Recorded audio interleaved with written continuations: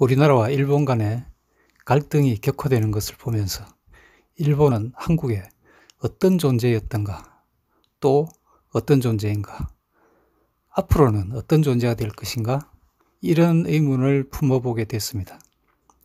그 의문의 답을 풀어보기 위해서 엉뚱한 상상을 한번 시도해 봤습니다. 즉, 일본이 없는 한국을 상상을 해보는 시간을 가졌습니다.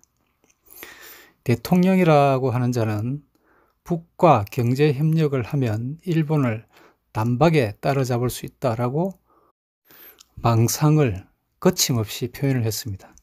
지금까지 대한민국은 북한 없이 성공적으로 잘 달려왔습니다.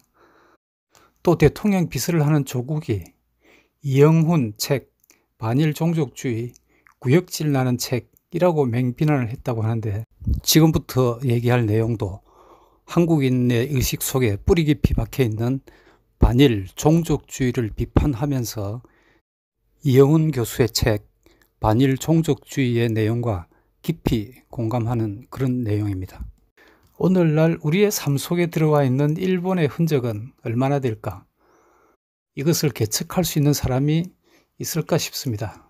사람들 간의 교류에 의한 흔적, 그리고 일본어의 흔적, 또 일본이 만든 한자어가 들어온 것, 그리고 일본 음식, 그뿐만 아니고 삶에 들어와 있는 일제 소비재, 유니클로, 전기제품, 또 다이소, 카메라, 부품, 소재, 기계, 상품 등등, 이제 일본 제품 불매운동을 해서 이 모든 것을 끊어버리고 우리는 어떤 삶을 살아갈 수 있을까? 얼마나 더 행복한 삶을 누릴 수 있을까? 이런 생각을 해 봅니다. 한국인들이 그토록 미워하는 일본이 없다면 어떤 걱정거리가 없어지거나 어떤 좋은 일이 생길까? 또 반대로 어떤 아쉬움이 있거나 도움을 받지 못했을까? 이런 것들을 가상으로 추정해서 알아봄으로써 그 존재가 어떤 의미를 가지는지 보다 분명히 느껴질 수 있을 것 같아서 한번 시도를 해봅니다. 일본이 보잘것없는 국가, 예를 들면 필리핀 정도의 국력을 가진 국가였다면 한국인은 지금보다 더 나은 자유와 삶의 질, 그리고 더 번영된 나라를 만들어서 인간으로서 더 존엄한 삶을 누리고 있을 수 있었겠는가 하는 생각을 해봅니다. 요새 말로 뇌피셜 해본 결론을 먼저 얘기를 한다면, 일본 없는 한국은 지금 모습보다 훨씬 못한 나라일 것이라는 것입니다. 경제력이나 국방력 등 국력도 약하고 국민의 삶의 질은 더 낮고, 그래서 강한 일본 없이는 한국은 국제사회에 오늘과 같은 위치를 갖고 있기가 힘들었을 것입니다. 우리는 우리가 현재 모습이 당연한 우리 모습이라는 그런 보이는 것만 보고 있기 때문에 상상이 안 가겠지만, 그래도 비교를 해보면 그럴 것이라는 추정이 가능합니다. 반대로 일본은 어떻게 했는가? 한국 없는 일본은, 일본도 지금보다 더 나을 수는 없겠지만 그럼에도 불구하고 일본은 그들 스스로 훌륭한 국가를 이루고 있을 거라고 생각합니다. 일본은 그럴 만한 힘과 저력이 있는 국가였고 지금도 강한 국가입니다. 한국 없는 일본은 중국과 러시아라는 라이벌일 수밖에 없는 국가를 직접 맞상대해야 하는 상황이기 때문에 더 어렵습니다. 한국이라는 완충지대가 없어지기 때문입니다. 또 경제적으로 일본은 한국이 있었음으로 해서 더 가까운 시장을 하나 더 가질 수 있었고, 그만큼 상업적인 이익을 더 키울 수 있었던 것도 분명합니다. 그렇게 보면 한국과 일본 두 나라는 함께 국가 안전을 도모하고 번영할 수밖에 없는 그런 운명입니다. 일본이 대한민국에 했던 이런 역할은 중국이나 러시아가 우리와 국경을 맞대고 있다고 해서 결코 할 수 없었던 일입니다. 그 두 국가는 앞으로도 영원히 한국에 일본이 주었던 긍정적인 영향을 결코 줄 수 없습니다. 중국은 한국에 한자라는 상형 문자와 조상의 무덤 쓰는 법을 가르쳐 주었다라고 다소 시니컬하게 표현할 수 있습니다.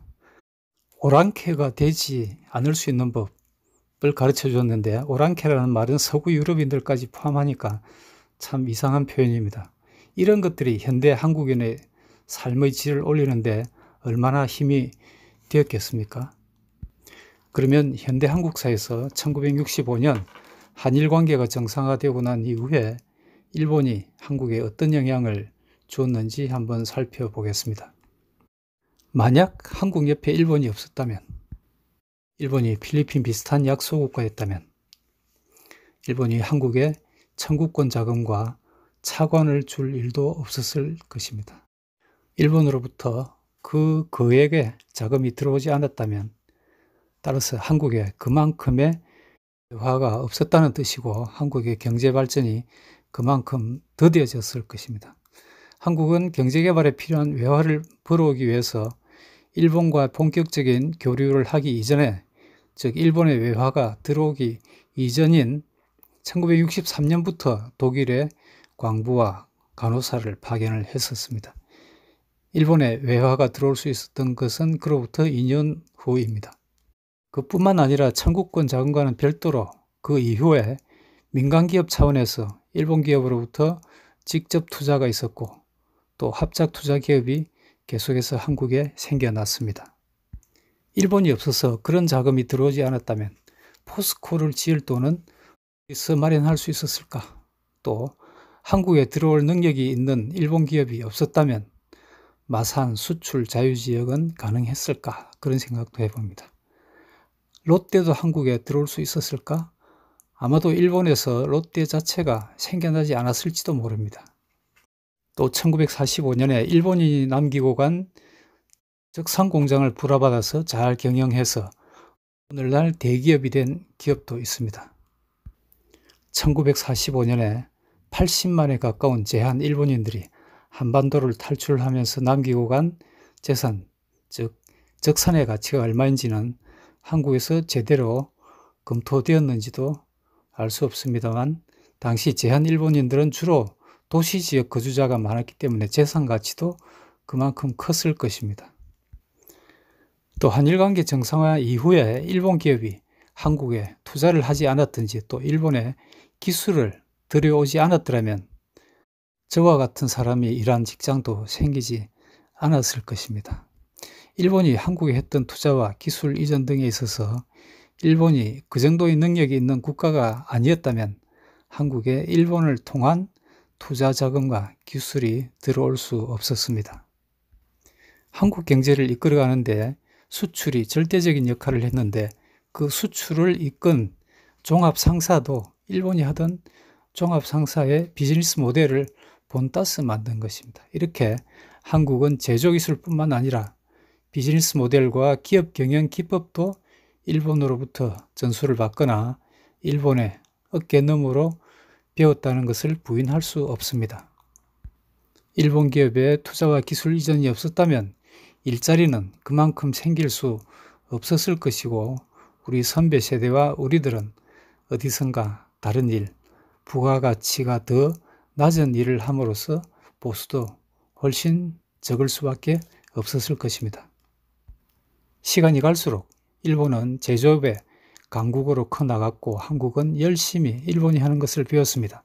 수많은 젊은 인재들이 일본에 연수 형식으로 가서 일본이 하는 경영과 연구개발, 제조기술 등을 배워왔습니다. 일본이 없었다면 미국까지 가서 배워왔을까? 아니면 유럽에 가서 배워왔을까? 일본이 있었기 때문에 멀리 가지 않고 돈과 시간을 많이 들이지 않고, 그리고 상대적으로 생소하지 않은 문화의 사람들로부터 쉽게 배울 수 있었다고 봐야 합니다. 돌이켜보면 이런 일에 일본은 한국에 대해서 그들의 기술과 노하우를 숨기고 가르쳐 주지 않으려고 그렇게 애를 쓰지는 않았던 것 같습니다. 시민들의 오락이 되던 가라오케도, 일본의 야구도 전해지는 것이 더 늦었을 것이고, 코끼리 밥솥도 그렇고, 한국 프로야구의 탄생도 더 늦어지지 않았을까. 일본인의 현지차라는 말도 생기지 않았을 것입니다. 기생관광도 없었을 것입니다. 언뜻 보면 이런 부정적으로 보이는 이 단어들도 사실은 우리에게 불편한 진실이기도 하지만 서로의 필요에 의해서 생긴 것들입니다.